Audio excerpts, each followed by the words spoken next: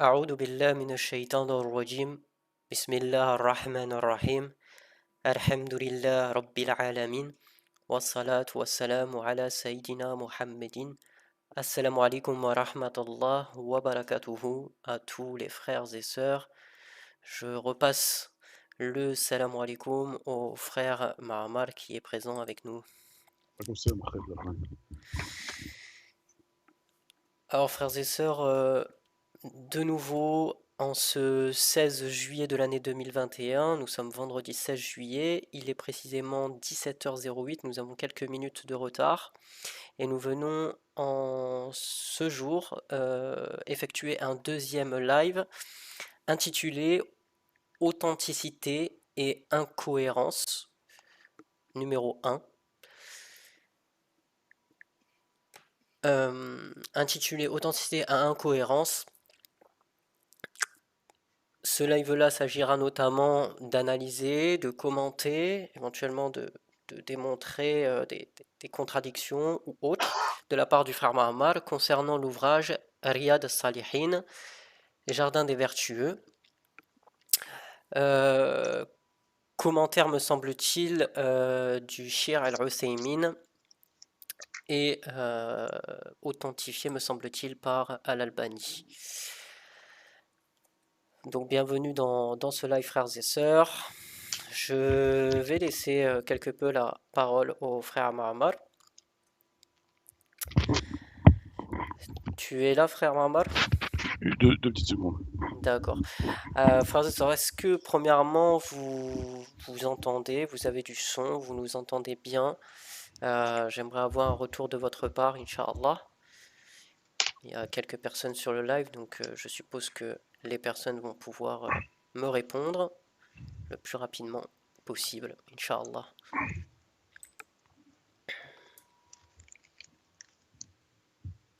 Hop.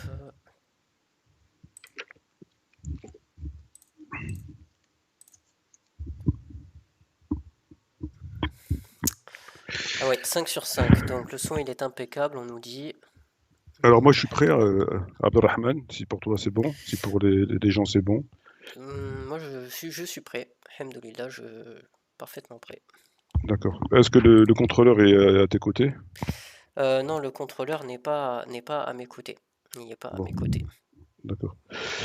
Alors, on se retrouve comme prévu, alhamdoulilah, concernant ce deuxième live, avec quelques minutes de retard. Il est à présent 17h17, toujours en ce jour de vendredi 16 juillet.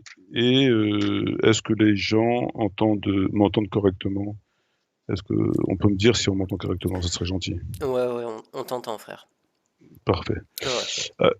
Alors, nous allons nous intéresser à un ouvrage qui est devant vous, et spécifiquement devant vous, puisqu'il ne s'agit pas uniquement d'évoquer le livre Riyad al-Salihin, que tout le monde, je suppose, connaît, mais aussi le sharh qui a été fait et l'authentification des hadiths qui a été fait concernant les hadiths dans cet ouvrage. Alors, Riyad al-Salihin aux éditions universelles, si tu peux descendre un petit peu la couverture, ça serait sympa.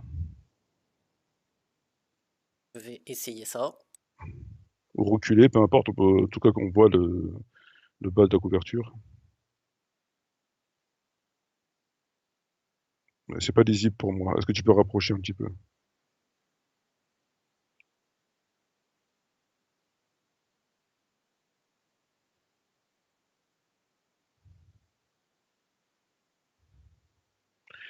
Merci.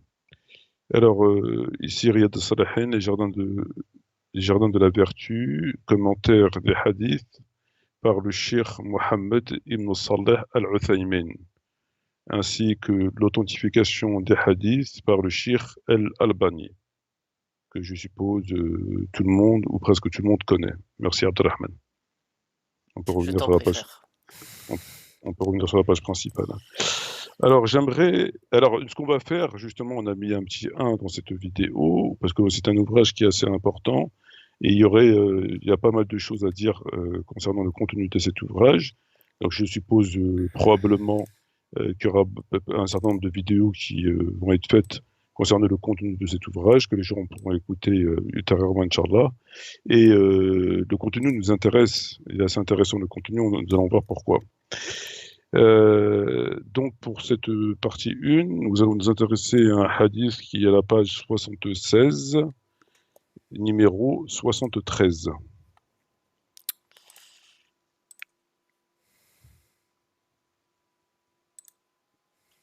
Voilà. Alors comme vous pouvez le voir à l'écran devant vous, puis que j'ai bossé, nous avons donc ce hadith qui nous dit ce qui suit.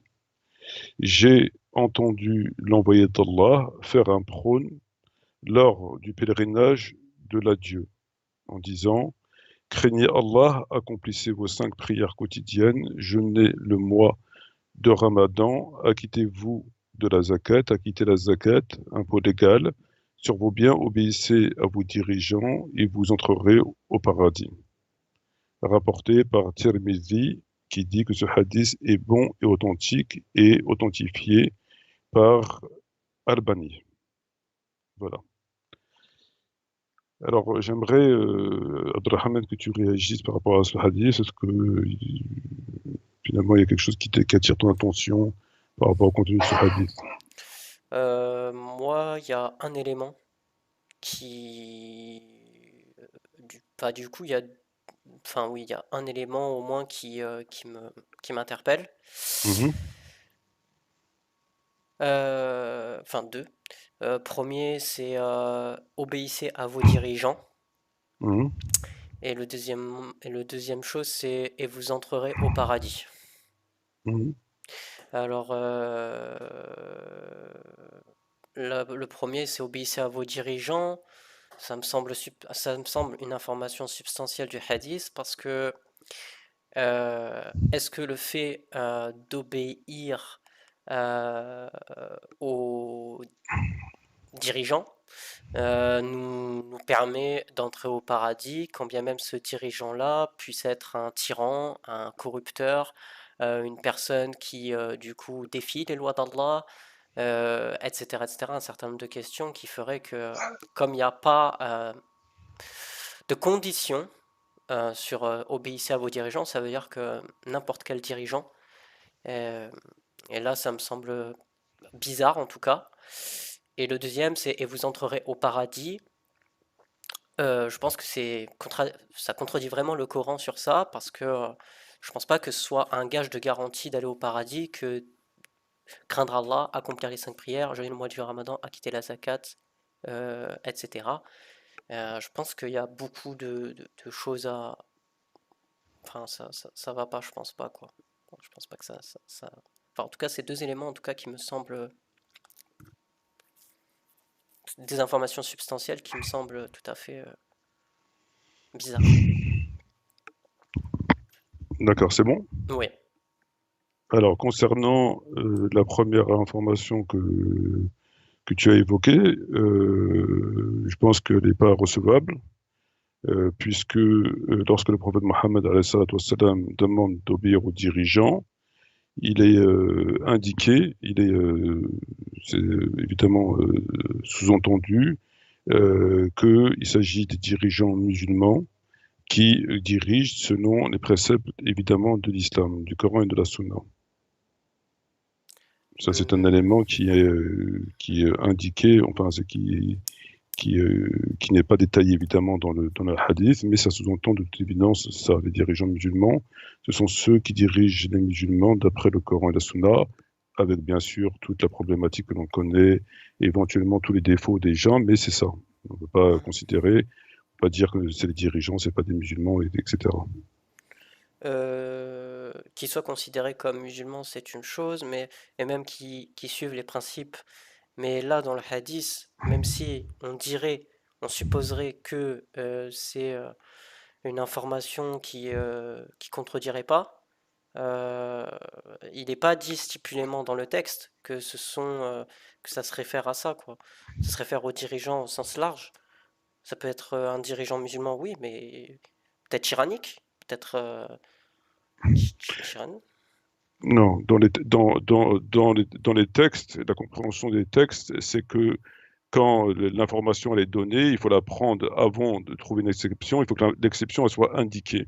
Quand elle sort des rails, quand elle sort de la normalité, il y a une information qui nous l'indique. S'il n'y a pas d'information qui indique que ce sont des dirigeants qui ne méritent pas d'être obéis, cette information, elle doit figurer dans le texte. À partir du moment où elle ne figure pas dans le texte et qui dit obéissez à vos dirigeants, en dépit de la non-perfection, c'est forcément des dirigeants qui méritent l'obéissance. C'est-à-dire qu'il n'y a rien qui justifie, en tout cas au regard du Coran et de la Sunna, qui rend caduque leur obéissance. Mhm, Voilà. Et sinon, il faut que ce soit indiqué. d'accord. Voilà. Donc ça, c'est le premier point. Alors, en fait, moi, ce qui m'intéresse dans ce hadith, c'est le deuxième point que tu as évoqué, puisqu'il dit, je répète, faites lors du pèlerinage d'adieu, donc le Hajj al-Wada', il dit que il faut que tu fasses les prières, jeûne le mois du Ramadan, acquitte la zakat sur vos biens et de vos biens, et vous entrerez au paradis. Donc pour rentrer au paradis, d'après ce hadith, il faut faire la prière, faire le jeûne, acquitter la zakat. Et au bureau dirigeant. Là, ça, on en a parlé. Mhm. Donc à partir de là, tu rentres au paradis. Bah, ça, ça contredit le Coran, quoi. Ça contredit manifestement le Coran, puisque tu peux très bien, d'ailleurs, ça contredit aussi beaucoup de hadiths sur la question, mais tu peux très bien faire le ramadan et donner la zakat et, et commettre des grands péchés et aller en enfer. Tout à fait, ouais. Donc tu peux en fait effectuer, disons, ce qu'ils appellent les piliers de l'islam, tout en faisant les grands péchés, quoi, à Bah, côté. eh ben, oui, d'ailleurs, on va prendre un cas qui est simple. Aujourd'hui, les musulmans de France, ils font bien la prière et le ramadan. Mhm. Ils donnent pas la zakat, d'accord, mais c'est pas parce que tu remplis ces obligations-là que tu es en droit de commettre tous les autres grands péchés. Mhm. Et là, là, on voit que c'est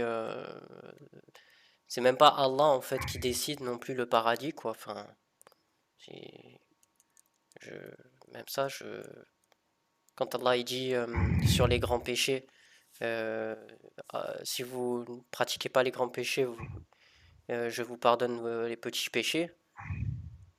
Euh, Bah, toute cette question en fait de péché, elle rentre aussi en ligne de compte, non?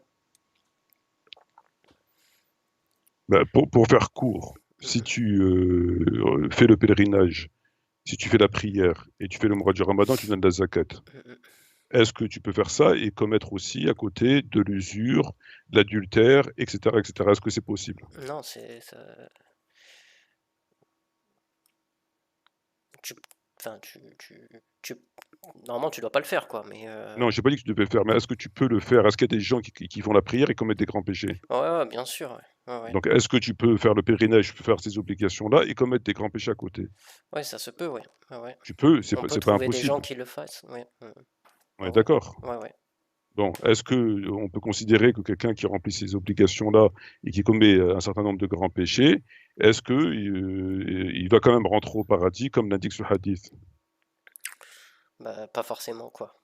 Pas forcément. C'est pas, comment dire, c'est pas une obligation, quoi. C'est Ben, pas ce forcé. hadith, lui, il est péremptoire. Il te dit à partir du moment où tu obéis aux dirigeants et que tu fais la prière et que tu jeûnes le mois du Ramadan et que tu donnes la zakat, tu vas au paradis. Mhm, D'ailleurs, même ici, il n'indique pas de faire le pèlerinage. mhm. Il n'y a pas le pèlerinage. Y a Lors pas du le pèlerinage de Dieu, en pèlerinage. disant, craignez Allah, accomplissez vos 5 prières, jeûnez le mois du Ramadan, acquittez la zakat sur vos biens, obéissez à vos dirigeants, vous entrerez au paradis. Mhm. De la même manière, il n'y a pas écrit non plus, comment ça s'appelle, interdire le blâmable et ordonner le convenable. Ah ouais, la liste elle est longue, Elle est interdire très le très longue. blâmable, et appliquer comment ça s'appelle? Les différentes obligations autres par rapport à l'usure, par rapport à beaucoup de choses. Mhm, Si on devait mettre la liste des grands péchés, il y en a beaucoup. mhm. J'avais une question du coup par rapport à ce hadith, enfin par rapport plutôt au commentaire de ce hadith du coup. Puisque voilà, tu m'as précisé de mettre le commentaire, qu'est-ce qu'est-ce que, qu'est-ce que dit ce commentaire et qu'est-ce qu'il exprime, qu'est-ce qu'il Alors le, explique? alors le prophète avait deux sortes de sermons, des sermons réguliers et d'autres occasionnels. Les sermons réguliers sont ceux qui faisaient chaque vendredi et chaque jour de fête. Les savants ont divergé quant au fait de savoir si le sermon de la période de l'éclipse solaire est un sermon régulier ou un sermon occasionnel. La cause de leur divergence tient au fait de l'éclipse, etc. Il ne parle pas il n'y a rien qui puisse nous intéresser, qui puisse nous éclairer dans le commentaire. Mhm. En fait, il parle de quelque chose à côté, en fait. Il évoque pas le sujet en tant que tel, quoi. Dans le commentaire là, il n'y a pas de, il n'évoque pas le sujet, non. Et comment se fait-il qu'un commentaire qui est censé expliquer le hadith, du coup, que en tout cas expliquer en tout cas le commenter, il commente pas du coup le hadith en tant que tel.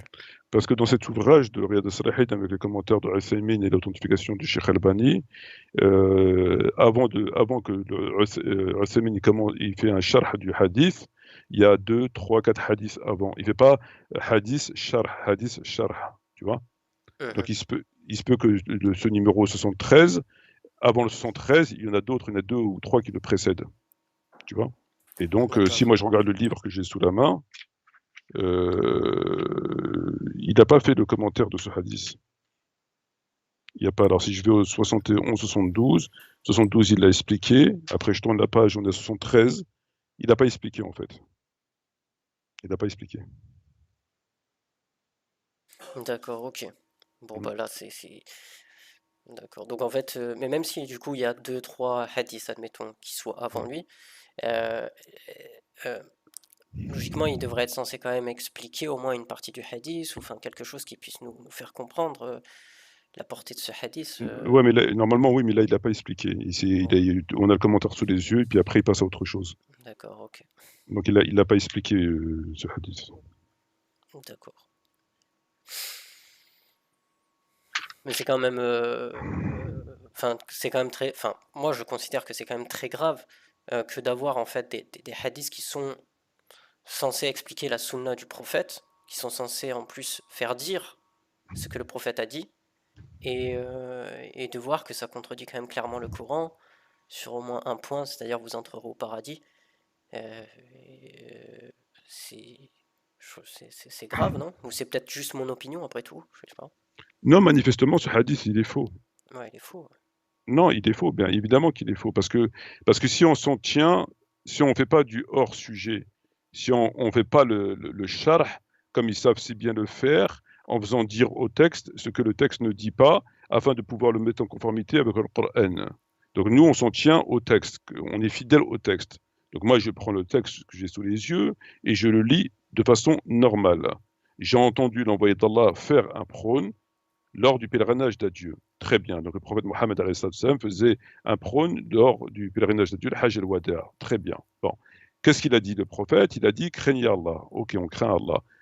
Accomplissez vos prières. On fait nos 5 prières. Jeûnez le mois du Ramadan. On fait le jeûne du Ramadan. Acquittez-vous de la zakat. On paie la zakat. Obéissez à vos dirigeants. On obéit à nos dirigeants. Et vous entrerez au paradis. Donc moi, si je m'en tiens au texte tel qu'il est, dès lors que j'ai rempli ces conditions, je vais au paradis. Or, maintenant, si on prend ce hadith et on le compare avec d'autres hadiths authentiques, il y aura des tas de problèmes. Et si maintenant on prend ce hadith, on le compare à plein de versets coraniques, il y aura aussi des problèmes. Parce qu'il est évident qu'on peut très bien remplir ces différentes obligations et à côté de ça, faire des choses extrêmement graves qui sont considérées comme des grands péchés que Dieu condamne et que Dieu menace, etc., etc., parce que là, c'est pas le but du live. Mhm. Et donc, il y a bien sûr, là, en fait, si tu préfères ce hadith, comment ça s'appelle ce hadith, en fait, il est de pure forme. C'est-à-dire que la foi serait l'accomplissement d'actes. Dès lors que tu remplis, c'est des formalités. Ouais, ouais. Voilà, dès lors que tu remplis un certain nombre d'actes, tu vas au paradis. Mhm. Alors que l'islam, c'est et des formalités et une chose intérieure profonde. C'est-à-dire, par exemple, tu calomnies des gens, voilà, donc c'est des choses dans le comportement. Et le comportement, c'est le fond de la personne. Tu as la forme et le fond. Ça, c'est un islam de forme. C'est-à-dire, voilà, je pointe mon Jumu'ah, peu importe la mosquée, peu importe ce que dit l'imam, peu importe ce qu'ils font à l'intérieur, peu importe, etc. J'ai pointé. J'ai pointé, j'ai fait ma Jumu'ah. Je prie, je fais ma gymnastique, peu importe ce que je fais avant, peu importe ce que je fais après, j'ai fait ma prière. Donc là, on est dans les formalités. C'est un islam de Mhm. formalités. Dès Mhm. lors que tu remplis ces formalités, on te met des coups de cachet et c'est bon. À voter, à prier, à jeûner, Ouais, à faire ce voilà, donc c'est bon après alors qu'en réalité l'islam c'est ça, mais c'est pas que ça aussi. ouais, C'est aussi ouais. le fond, c'est-à-dire le fait de pas calomnier, le fait voilà, il y a autre chose aussi dans l'islam, il y a pas que ça. Ouais, bah ouais. Voilà. Comme Allah il dit, ceux qui ont foi, ceux qui croient et pratiquent les bonnes œuvres, ceux-là sont les gens du paradis où ils demeureront éternellement. Allah il distingue bien le cadre de la foi et le cadre de la pratique qui sont liés tous les deux, mais le cadre de la foi, du coup, ça rentre surtout aussi dans l'invisible, quoi, toutes ces choses qui sont en rapport au comportement. Maintenant on passe au texte, à la page 92. Alors, page 92. Donc, ce sera 92-93, c'est ça, hein. C'est ça.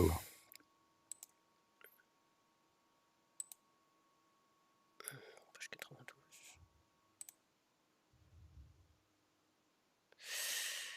Voilà.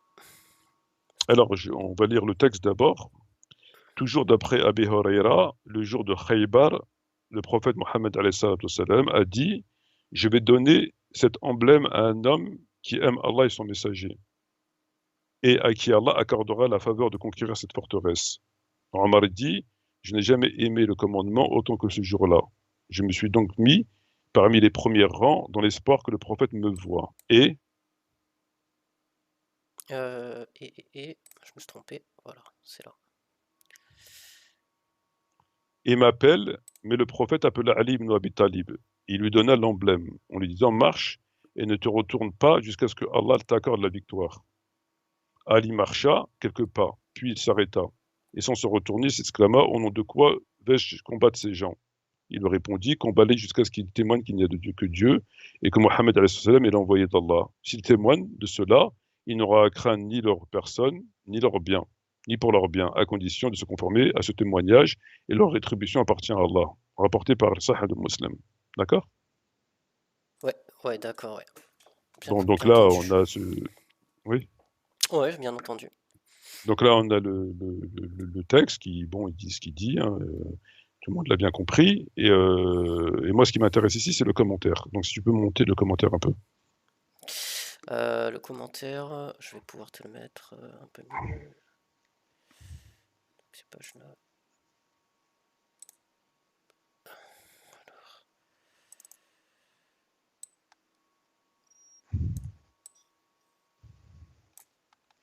Parfait.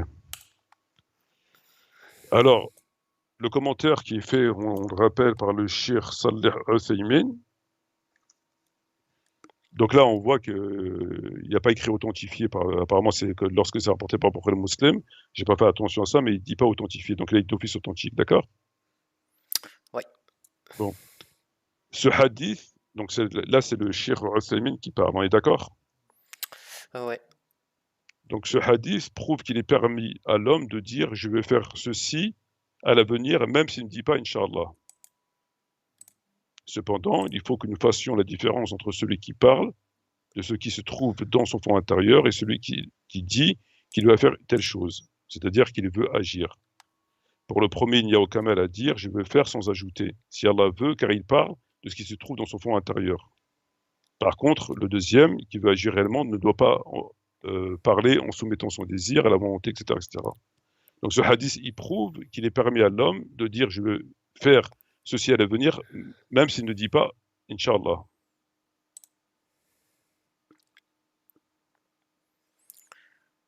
Euh, Qu'est-ce que, qu'est-ce qui attire ton attention par rapport à ça?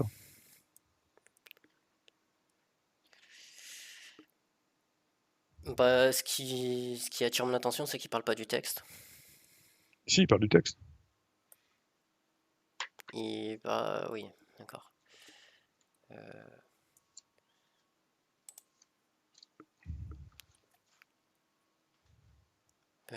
Tu vas me le dire, frère. Non, mais vas-y, comme moi, ça me permet de faire autre chose en même temps. Non, moi je pensais que du coup, enfin, oui, il parle du texte parce que du coup, on voit que, enfin, moi je vois plus les écritures, je l'avais mis exprès, mais là je vois plus rien, donc je sais pas ce qui est écrit avant. Mais du coup, ce que j'ai compris du texte, c'est qu'on a Ali ibn Abi Talib dont le prophète a choisi. Ali ibn Abi Talib, il pose la question pourquoi vais-je combattre?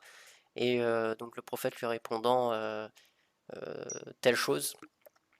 Donc le fait qu'ils témoignent, et tant qu'ils n'auront pas témoigné la ilaha illallah Muhammad Rasulullah, il faudra les combattre. Euh,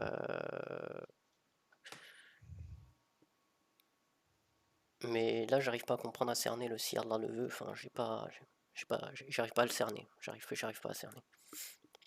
Alors, ici, le texte, moi, me cause aucun problème.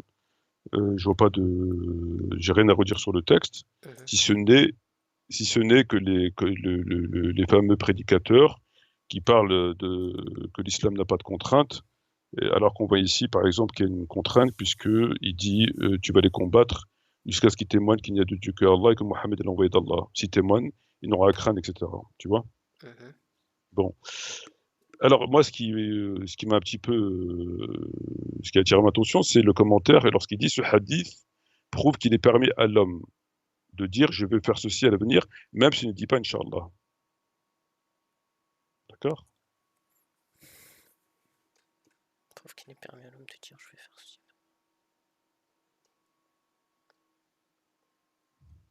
Pourtant, ça contredit le Coran, non? Ça ne peut pas contredire le Coran parce que c'est le prophète qui le fait. Donc ici, ça ne peut pas contredire le Coran. Hmm. Allah il dit, Le ne pro- dis jamais à propos d'une chose, certes je ferai cela demain sans ajouter, si Allah le Hmm. veut. Mais peut-être que le prophète, il l'a fait en son point intérieur.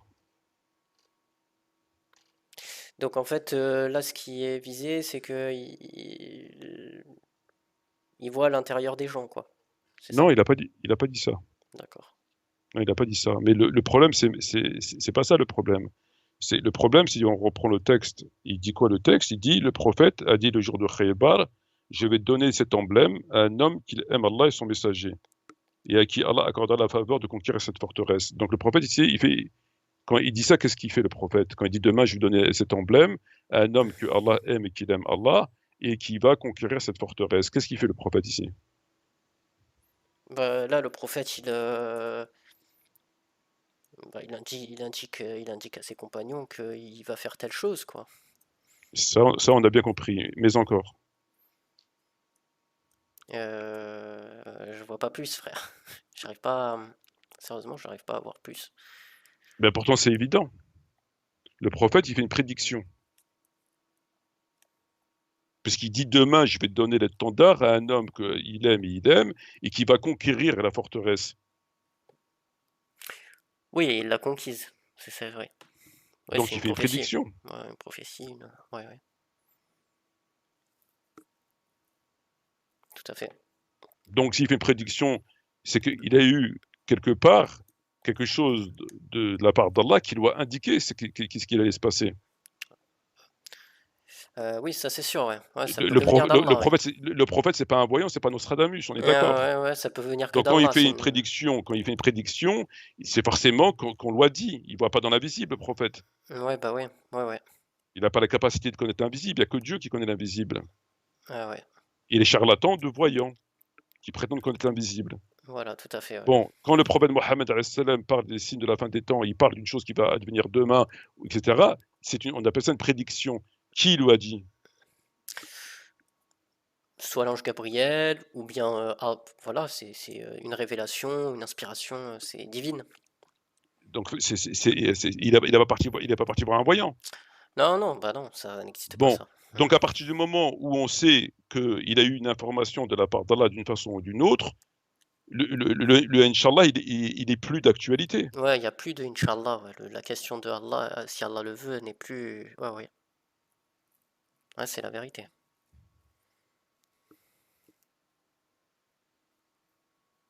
page 113. Alors, page 113.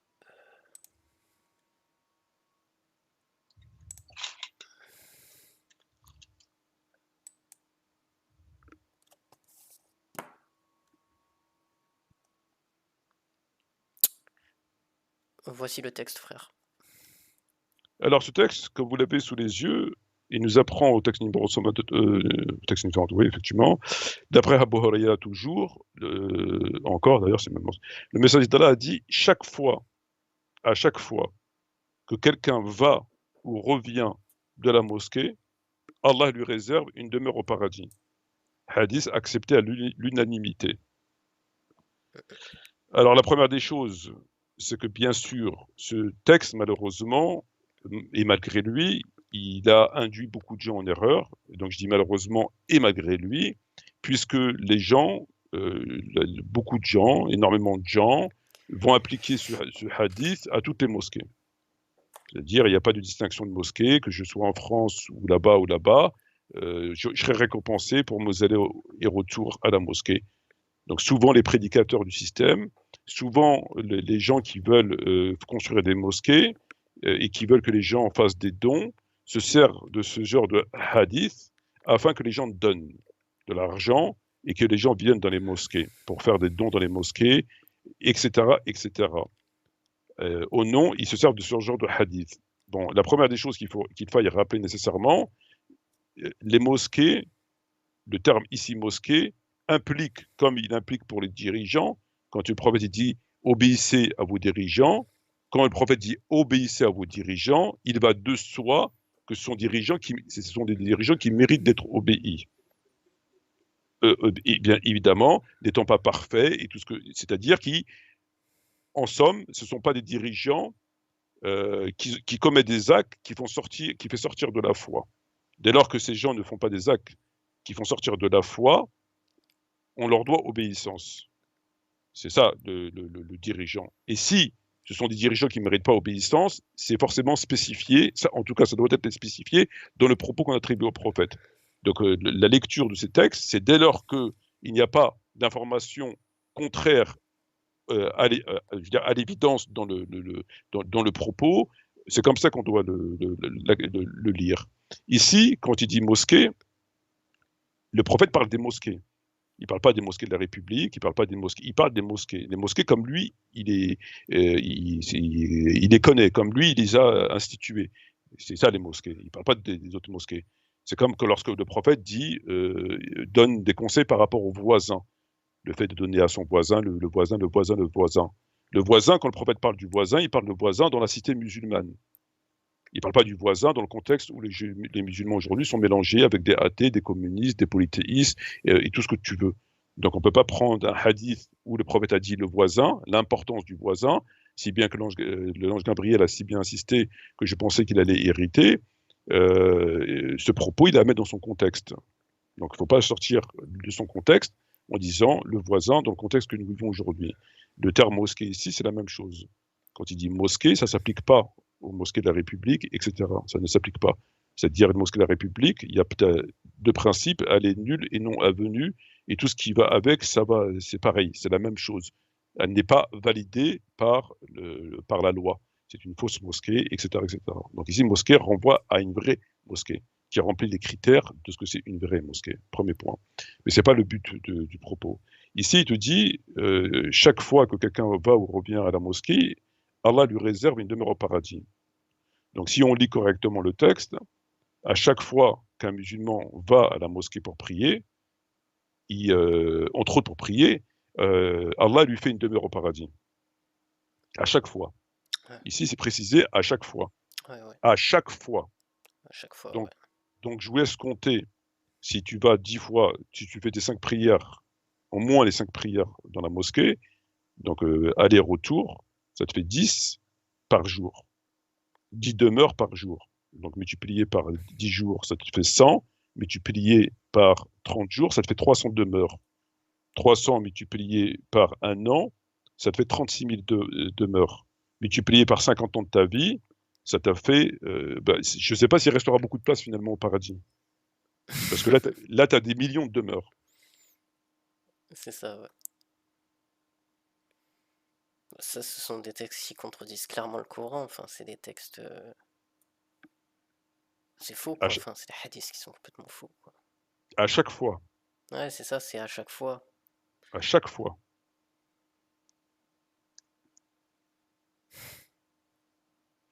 Donc, est-ce que c'est possible? Pour moi, non. Ouais. Et du coup, il y avait le commentaire. Le commentaire, pour ce qui est du premier hadith, il ressort, ben, j'avais expliqué tout à l'heure pourquoi il faisait les commentaires toujours à la fin, il ressort de son sens apparent que celui qui va ou revient à la mosquée, que ce soit pour la prière ou pour chercher la science ou pour tout autre, ouais, c'est ce que j'avais dit, entre autres pour la prière, alors il prescrira pour cela une demeure au paradis à titre, voilà, ben, il confirme. Ouais, En fait, il confirme. paraphrase, il fait pas d'explication, il répète ce que le hadith dit. Tout à fait, ouais. Voilà. Bon, ça contredit encore une fois clairement le Coran. Non, mais moi, C'est je veux c'est bien. c'est péremptoire, quoi. Moi, je veux bien. Après, ça fait quand même beaucoup de demeures, quoi. Quand lorsque le Ouais, prophète il parle de Khadija, son épouse, radhiyallahu anha, il dit Dieu doit construire un palais au paradis avec des rubis, etc. Il n'a pas parlé de 1 milliard de demeures. Je veux dire, moi je veux bien, hein, peut-être qu'on a chacun, enfin tous les gens qui ils ont des millions de demeures au paradis, pourquoi pas? Moi ça me semble un petit peu, mais bon, pourquoi pas?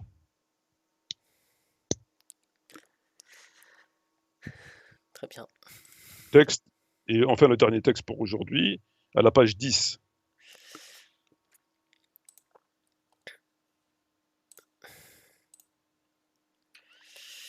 Alors, page numéro 10, ce sera celui-ci. Alors celui-ci c'est le plus édifiant. Celui-là, il est particulièrement choquant. Particulièrement choquant. Alors, je lis le texte. D'après Aïcha, la mère des croyants, le messager d'Allah a dit: une armée tentera d'envahir la Kaaba. Une fois cette armée parvenue dans une zone désertique, la terre engloutira les soldats qui la composent, du premier jusqu'au dernier. Aïcha dit: j'ai dit ô messager d'Allah, comment seront-ils engloutis du premier jusqu'au dernier, alors qu'il y aura parmi eux des commerçants et des personnes venues d'autres intentions? Il répondit: ils seront engloutis du premier jusqu'au dernier. Puis ils seront ressuscités conformément à leur intention, hadith faisant l'objet du consensus, et ceci est le propos de Bukhari.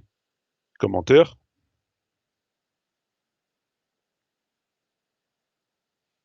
Commentaire du Shir Uthaymin. Il nous dit: ce hadith recèle un enseignement, à savoir que celui qui participe avec des tyrans et des oppresseurs dans leurs méfaits, d'injustice, partagera le châtiment, qu'il soit un homme bon ou mauvais. Car lorsque le châtiment survient, il n'épargne personne. Ensuite, le jour de la résurrection, chacun sera ressuscité selon ses intentions. Merci. Est-ce que tu peux mettre maintenant tu peux remettre le texte?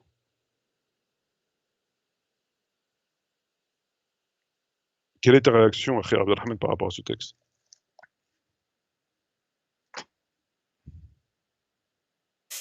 Bon, j'arrive pas à saisir, si ce n'est que là, le prophète est en train de prédire quelque chose. Et, et il répète, en fait, à la question que Raïcha lui pose, il répète la même chose.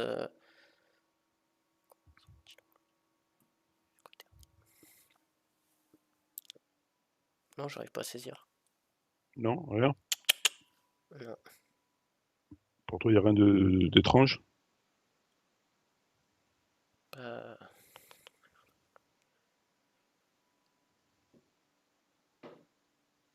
non. Enfin, j'arrive pas à saisir, non. Je te laisse encore 3 minutes. 3 minutes. Ouais, 3 minutes. Le temps que d'aller chercher une bouteille d'eau.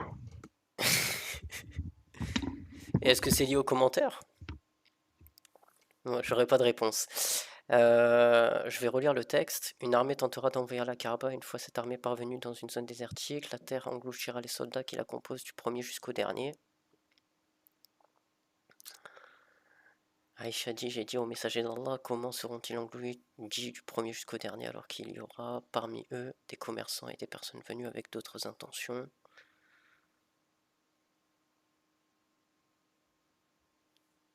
Les bandits seront engloutis du premier jusqu'au dernier, puis ils seront ressuscités conformément à leur intention.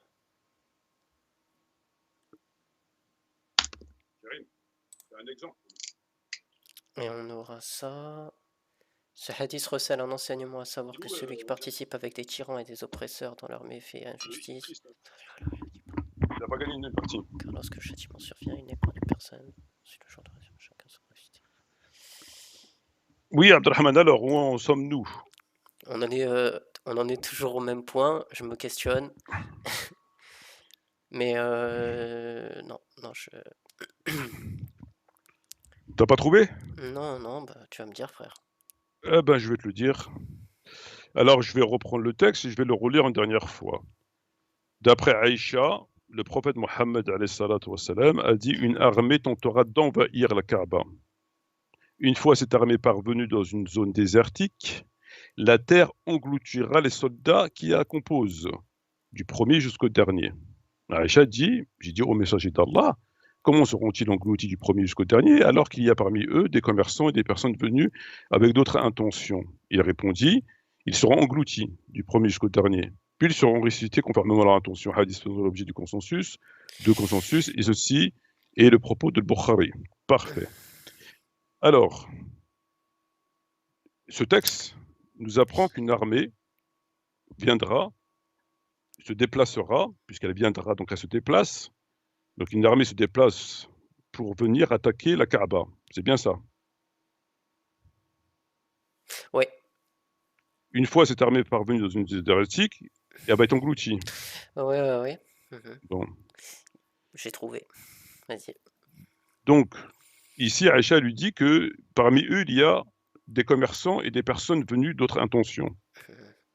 Alors moi, j'arrive pas à comprendre d'où sortent les commerçants et les autres intentions, puisque le prophète lui dit que c'est une armée qui viendra attaquer, envahir la Kaaba. Une armée. Le prophète parle d'une armée, Jaïch. Il n'est pas en train de parler de gens dans leur cité, où il parle d'une armée qui viendra envahir la Kaaba. Elle viendra envahir. C'est une armée, Jaïch. Donc le prophète, il ne parle pas de commerçants ou des gens Tout à fait. qui viennent. Et voilà. Ah ouais. Donc il viendra pour envahir la Kaaba. Une fois cette armée parvenue à une zone désertique, ils seront engloutis. Des soldats, donc il parle encore de soldats qui la composent, seront engloutis. Donc je ne comprends pas les commerçants, qu'est-ce qu'ils ont à voir là-dedans? Tout à fait, ouais. Ça n'a rien à voir là-dedans, ouais. Comment elle Ils sont où pourrait les, pas attaquer? ils sont où les commerçants? Ouais,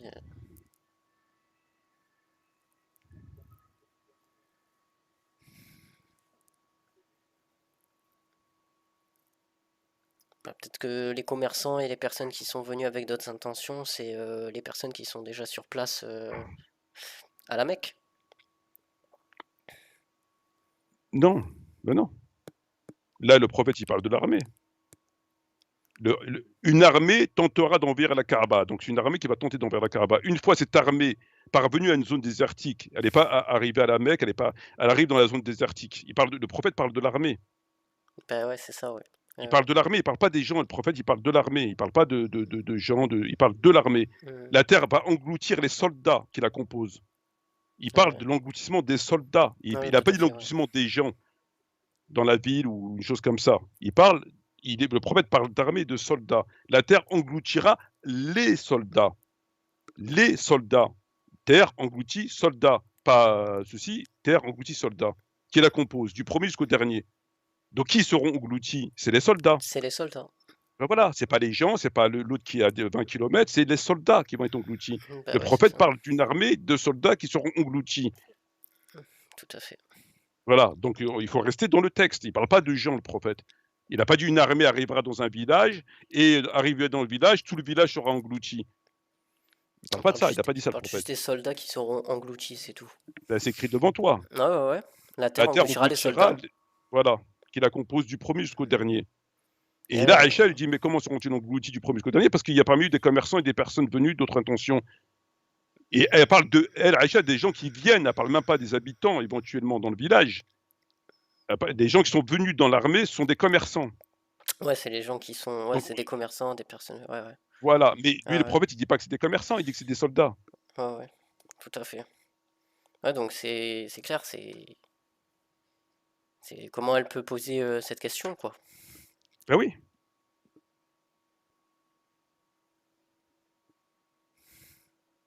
Et quand elle-même, Aïcha, quand Tout à elle fait. reprend le propos, elle dit « ils sont venus ». Ça veut dire qu'elle ne parle pas de l'endroit éventuel, elle parle de eux qui sont venus. Mhm. Et ceux qui sont venus, c'est qui? C'est pour envahir la Kaaba, c'est des soldats. Ben ouais, c'est ça. Ouais, bah ouais, c'est ça. Mhm. Voilà, elle a dit pas où ils sont venus, Faire mais parvenir des des gens. commerçants. Non, elle dit ils sont venus. Qui Mhm. sont venus? Des soldats. Ah bah ouais. Mais les soldats, c'est un soldat, c'est pas un commerçant. Ouais, un soldat, c'est pas un commerçant, c'est un soldat. Il peut être très bien commerçant dans la vie extérieure, mais un soldat reste Oui, un oui, soldat mais nous, dans ce sa qui nous fonction. intéresse, c'est pas ce qu'il a mangé la veille ou ce qu'il a. Ici, là, nous, le texte qui est devant nous. Ouais, bien Une sûr. armée tentera. Oui, non, mais j'ai compris, Abdelrahman. Une armée tentera d'envahir la Kaaba.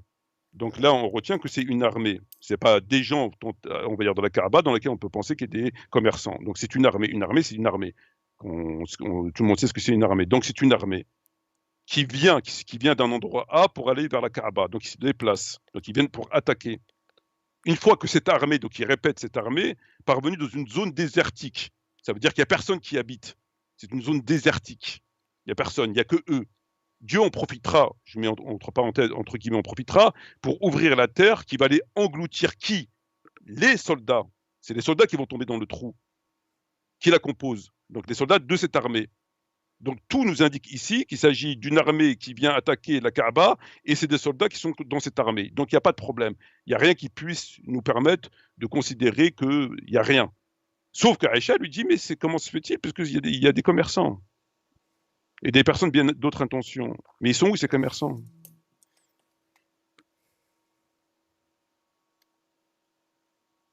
Bah, ils sont.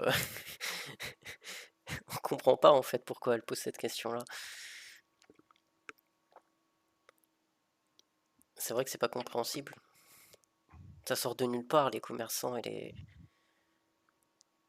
les personnes venues avec d'autres intentions. Ouais. Voilà pour aujourd'hui. D'accord. Donc s'il y a une réaction rapide avant de terminer, s'il y a quelqu'un qui veut dire quelque chose, et puis on va clôturer, Inch'Allah. Puis ça tombe bien, je suis fatigué. Euh, Alors, je vais te. Il y a des questions. Non, ça va répondre à la même question. Ça va répondre à ce que tu as dit. Est-ce un hadith de la fin des temps? Alors, ça, c'est autre chose. Alors, non, c'est intéressant. Intéressant. C'est très intéressant. Oui, ça m'intéresse ça. Allez, Ça m'intéresse, je voulais l'évoquer, mais pas maintenant. d'accord. Alors, là où c'est intéressant, alors maintenant, on va réfléchir ensemble. Ça, c'est une prédiction du prophète. Très bien.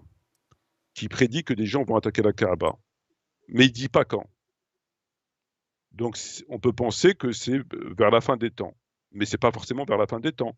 Il peut y avoir une armée qui décide, je sais pas, 100 ans, 200, 300 ans après le prophète, d'attaquer la Kaaba. On est d'accord? Oui, frère. J'avais le Bon. micro coupé, excuse-moi. Donc on ne peut pas affirmer, il n'y a rien qui nous indique que ce sera la fin des temps, dans le texte qu'on a lu. Oui, tout à Donc fait. ça peut être avant. Ça peut Bon. être avant, oui. Sauf que, est-ce que depuis le prophète Mohammed jusqu'à aujourd'hui, une armée a été engloutie? Non, non, non. Enfin, Non, jusqu'à preuve du contraire. non. Jusqu'à preuve du contraire, non. C'est bien ça? Ouais, ouais, ouais, bien sûr, ouais. Donc c'est un hadith forcément de la fin des temps. Ouais, c'est un hadith forcément de la fin des temps, en effet. Donc si c'est un hadith forcément de la fin des temps, il me semble qu'il y a des avions et des missiles pour attaquer la Kaaba. Pourquoi ils sont obligés de se déplacer? C'est vrai. Pourquoi serait-il obligé de se déplacer alors qu'ils peuvent mettre des missiles directs? Ouais, c'est vrai. Donc tu dirais, enfin cette question-là prouverait que du coup ce hadith est d'autant plus faux, c'est ça? J'irai pas jusque-là, mais c'est des bonnes interrogations. Ouais, c'est des interrogations qui Peut-être que par mettent. la fin des temps, on va revenir à l'âge de pierre. Tout à fait, ouais. C'est vrai, Certains ça se peut. pensent que par la fin des temps, on va revenir à l'âge de pierre. Je sais pas moi. Mais si on reste un petit peu dans le monde dans lequel on vit et que demain il y a une armée qui va attaquer la Kaaba, j'imagine qu'ils vont lancer des missiles, des bombardements, etc., etc. Alors que là, la description qui est faite du prophète, il s'agit d'une armée du Moyen Âge, c'est-à-dire des chevaux, des chameaux, des éléphants. Voilà, c'est pas une armée du futur. Tout à fait, ouais. C'est donc une question qui peut en tout cas remettre en doute C'est une qui question qui est qui met doute. pertinente. Ouais, qui est pertinente, ouais. Ah ouais, Voilà. c'est vrai. Je sais pas si tu as fini, frère Marmar. Ah, Pour moi, c'est il y a ouais, une j'ai fini. Ouais. question. Pourquoi y a-t-il un consensus sur un hadith aussi douteux et ambigu? Comment Ah, le si, si, motive-t-il? si c'était que ça. Si c'était que ça. Dans ce même livre, Albani, il authentifie des hadiths, il dit qu'il est authentique, et il authentifie le contraire de ce hadith, il dit qu'il est authentique. Donc il authentifie tout, quoi. Tout est son contraire. Il authentifie un hadith et son contraire. Il dit qu'il est authentique. Et dans un autre hadith qui le contredit complètement, il dit qu'il est authentique. Donc moi, j'ai dépassé tout ça, moi, l'autre histoire de authentique, tout ça, moi, ça, je sais pas comment ils font. Ils font à leur sauce, quoi. Je sais pas, moi ça m'échappe, c'est trop, j'ai pas le niveau, moi, pour rentrer eux, ils ont le niveau, apparemment. Bon, moi, j'ai pas le niveau. Donc, je rentre pas là où je sais que je maîtrise absolument rien. Eux, ils maîtrisent apparemment. On peut authentifier un hadith et son contraire et dire que les deux sont authentiques et il n'y a pas de problème. Bon, moi, je sais pas comment ils font. Apparemment, eux, ça leur cause pas de problème. Je sais pas. Peut-être que authentique veut pas dire authentique, veut dire authentique à la chaîne de transmission, l'authentique ou le hadith, il est faux. Après, moi, ça m'intéresse plus, tu vois. J'ai tellement entendu de trucs comme ça que ça m'intéresse plus. Mhm. Frère Ahmad, du coup, il y avait quand même un sujet qu'on a loupé tout à l'heure dans le premier live. Hmm. Je sais pas si tu veux du coup qu'on aille directement sur le sujet du hijab, Ouais, pour ouais, en tout à fait. finir, C'est un puisque... sujet qui n'a rien à voir, mais j'aimerais bien que tu nous mettes le truc sur l'écran, s'il te plaît. Allez, c'est parti. Ok. Alors ça, c'est paru il y a 2 ou 3 jours, et on apprend que la justice européenne est favorable à l'interdiction du voile au travail. Ça veut dire, en d'autres termes, que donne son feu vert à ce que les pays européens puissent interdire le hijab, donc licencier les personnes qui portent le hijab, ou en tout cas pas leur permettre de travailler avec le hijab. Donc toutes les sœurs là qui ont le hijab, il faut qui travaillent par ailleurs dans des boulots licites ou illicites, peu importe, il faut qu'elles s'attendent à une certaine pression. C'est pour ça qu'ils travaillent. Hein. Ouais, ouais. Tu voulais lire l'article? Non, non, non, ça m'intéresse pas. Moi, j'apprends ce qu'il dit. Après, le reste, ça m'intéresse pas. Mhm. Ouais, donc ils sont en train de mettre encore plus de pression, quoi. Ouais, parce qu'en fait, ils sont souvent condamnés par la Cour européenne des droits de l'homme, etc., ce qui leur permet pas de faire ce qu'eux, ils veulent. Sauf que là, elle a donné son feu vert, en fait. Ah, Donc, dans la voilà, ouais. mesure où elle a donné son feu vert, maintenant, ils peuvent faire des lois sans crainte d'être désavoués par la Cour européenne des droits de l'homme. Ouais, je vois. Voilà. Ça va aller Donc, loin, tout ça. Ça, si tu peux remettre le titre, ouais. voilà, la justice européenne favorable à l'interdiction du voile au travail. Ceci est clair. Donc, il faut que les femmes qui portent le hijab, certaines d'entre elles vont être virées et d'autres ne pourront pas travailler parce que ça va être mis en application dans un avenir proche. Dans un avenir proche, ouais. Mm. Très proche. Puisque Mm. sur ça, je pense qu'ils s'attardent pas trop non plus. Bah oui, bien sûr. Ils s'attardent jamais sur ce genre de choses. Mm. Eh ben, la situation s'empire de jour en jour. Bah oui, C'est vraiment catastrophique. tout à fait. Puis surtout, si on peut juste, enfin, pas divaguer, mais juste étendre un petit peu, c'est aussi que du coup, il n'y a pas de répondant derrière, quoi. Il y a personne il y a personne, quoi, qui, au-delà de dénoncer, fait un travail, quoi, afin de revenir et voilà, de comprendre ce que tu dis toi, frère, sur tant l'islam de France, sur toutes ces questions. Ils, ils feront un travail quand leur confort va Soit- être remis en question, leur sécurité, leur confort va être remis en question. Hmm. Mais là, il sera trop tard. Ouais, c'est là où ce sera trop tard. Oui, il sera trop tard parce que déjà, ils n'auront pas l'assistance d'Allah. Parce qu'ils vont se bouger, non pas pour la religion, mais pour leurs intérêts. Et quand tu te bouges pour tes intérêts, parce qu'on te remet toi en question, tu n'auras pas la baraka et tu n'auras pas l'assistance d'Allah. Donc ce que tu vas subir ne sera pas une épreuve, mais une punition, et tu n'auras pas l'aide de Dieu dans ton combat, puisque tu bouges uniquement parce qu'on remet tes intérêts en question. Et non pas quand tu étais tranquille et que tu étais dans la possibilité de bouger, tu n'as rien fait, parce que tu considérais que ce n'était pas ton problème. Ouais, voilà, ouais. Et du temps, les imams, tout ça, ils parlent de la pluie et du beau temps, quoi. Malheureusement, j'ai envie de dire. Des brosses à dents et de est-ce Ouais, mais que je bon. dois me coiffer pendant le ramadan ou pas. Ben, c'est les imams de France. Il faut terminer la phrase. Imam de France. De France, de France. Voilà. T'as imam. Dans le Coran, il n'y a pas écrit imam de France. Ouais, ouais. On est d'accord? Ouais, ouais, tout à fait. Bon, voilà. Donc, faut dire et quand tu dis la phrase complète, on comprend de qui tu parles. Voilà, ouais. Quand Mais tu dis d'ailleurs, islam, ouais. Rachidi El Jaï, dans sa vidéo Les imams vendus, Mhm. se revendique imam de France, hein. Il dit non, non, mais ouais, ouais, nous sommes des imams de France. Je vois pas où il est le problème. En effet, nous ne sommes pas des imams ni du Congo, ni du Mali, ni de je ne sais où. Nous sommes des imams qui vivons bien en France. Il n'a pas compris en fait. Je crois qu'ils sont complètement à l'ouest. Complètement. Ouais, Ou bien peut-être qu'ils le font exprès après tout, non? je sais pas. Parce que quand même tenir ce genre de propos, c'est enfin, c'est hérétique, Sincère- quoi. Sincèrement, je sais pas. Lui, il a pris au style géographique. Ah, voilà, c'est ça, ouais. Pas théologique, quoi. Non. Alors, est-ce qu'il le fait exprès? Bah, je pense pas qu'il le fasse exprès. Je ne Allah pense pas. embellit leurs œuvres et embellit tout ce qu'ils font. Enfin, c'est, Je pense il pas les qu'il le égare. fasse exprès. Allah les égare loin dans l'égarement. Hmm. Bon, Abdelrahman, je suis fatigué. Ok. Donc, Bah, barakallahu fik. Merci aux personnes qui ont pris leur temps pour écouter. Puis je vous dis à bientôt, Inch'Allah. Salam alaikum wa rahmatullahi wa barakatuh. Et à bientôt. Prenez soin de vous. à la prochaine, Inch'Allah. Barakallahu fik de ton intervention, frère Omar. Assalamu alaikum wa rahmatullah. Assalamu alaikum wa rahmatullah wa barakatuhu à tous les frères et sœurs. Je vous dis à la prochaine, Inch'Allah. Prenez soin de vous, prenez soin de vos âmes.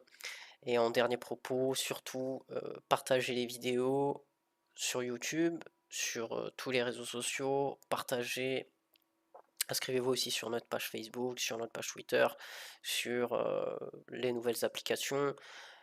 Partagez les travaux du frère Omar, notamment les vidéos, les articles et les livres qui sont sur notre site mahamarmetmati.fr que vous voyez ici et que vous pouvez aussi retrouver dans la description du live. À la prochaine, Inch'Allah. Wa assalamu alaikum wa rahmatullahi